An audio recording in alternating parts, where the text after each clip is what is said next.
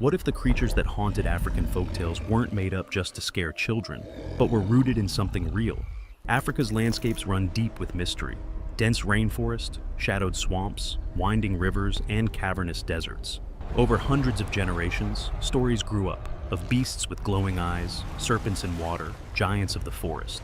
When someone saw something strange in the night or heard something unexplainable, myth was the language they used. Today, scientists dig fossils and catalog species.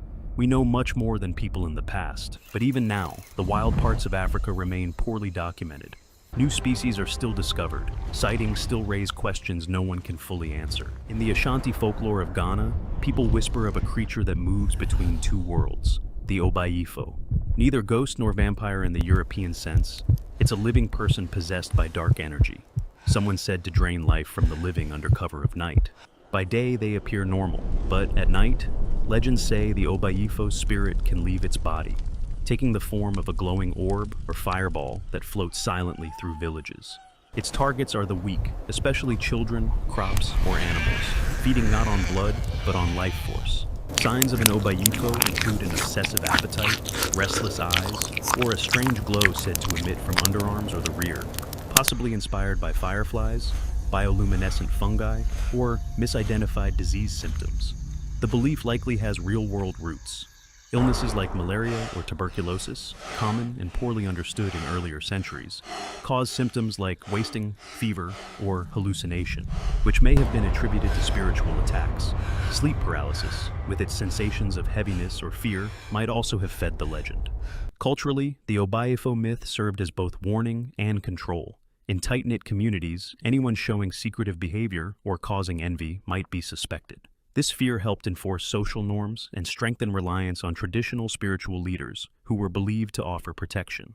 While the Obayifo remains a figure of myth, the forces behind it are all too real: disease, suspicion, social tension, and the need to explain the inexplicable.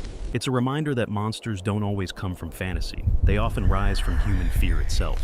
In the humid swamps and mangrove forests of the Gambia, Senegal, and Guinea, parents still warn children, don't linger by the water's edge. If you do, you might glimpse the Ninki Nanka. They say this beast blends traits: a reptilian body, sometimes like a crocodile's scaly bulk, other times with a long neck reminiscent of a giraffe, a horse-like head, 3 horns, gleaming eyes. It's said to lurk in river mouths, within swampy marshlands, emerging by moonlight. Various accounts mention scales that reflect moonlight, tracks so wide it could circle a hut, and an aura of dread. Some say a glance from the Ninki Nanka's eyes causes sickness. Others believe seeing its full shape foretells imminent death. Could there be a natural explanation behind these horror tales? Scholars suggest yes. Large crocodiles in the waterways, especially when seen partially submerged, already inspire fear.